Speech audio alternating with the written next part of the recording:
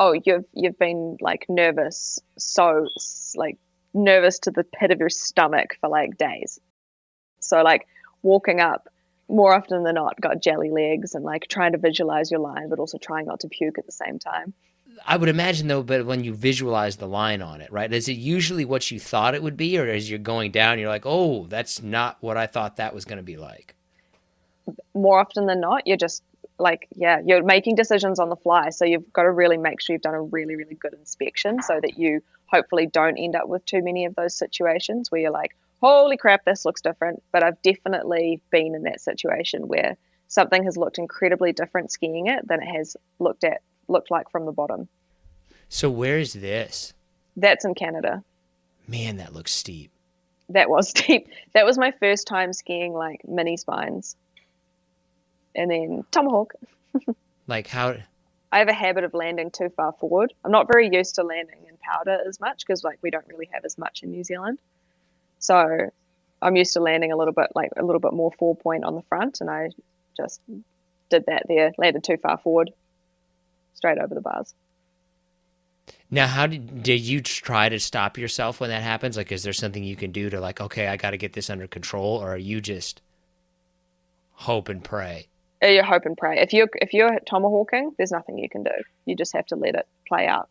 Now, looking back on it, would you say that this is the kind of thing like, oh, you know what? Looking back on it, maybe this was too much for me. No, I think it was definitely pushing my boundaries. It was learning. It was learning for sure. I think it was a good face to learn on.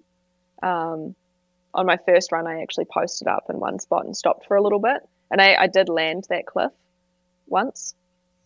On the second, on that time, I didn't though. How do you know the difference between like, okay, maybe I need to push myself a little bit? Like I need to push myself. I need to get out of the comfort zone versus like, oh, I'm not ready for this. Like I shouldn't do this. That is the golden question right there. It's um, preparation. It's sometimes you don't know, and sometimes you do know, and that's when you like get help from other people. When you're like, okay, you've seen me trying to do, let's say, my cork sevens this season. They're like, okay, you've seen me doing my cork sevens on the trampoline. What do you think? And some people will be like, yep, you've 100% got it. You should just chuck it, go for it. And then other people will be like, actually, I think you can control them better. I think we can work on your cork sevens on the trampoline more so that when you do go and try and do it on skis, you don't end up upside down and in a really unsafe place. Like you need to know where you are. So taking all of that feedback and then trying to find a middle ground to figure out if you think that you're at that level and ready to try it and whether you're hyped up enough to do that. So that's kind of what I was doing this season was trying to figure out that line. Do you think that you generally push yourself more or do you hold yourself back more? Ooh, I think lately I've been holding myself back a little bit more than I want. And I think that's come from circle back around to that tomahawk.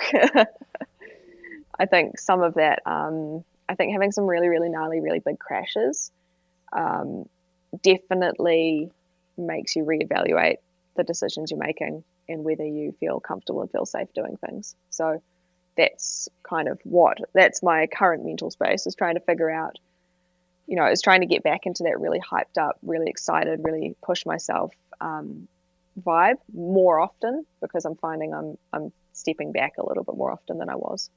Can you pinpoint the difference? Like why today do I feel good and I'm skiing good and then why tomorrow am I just like it's just not there for me. A lot of it's conditions for me.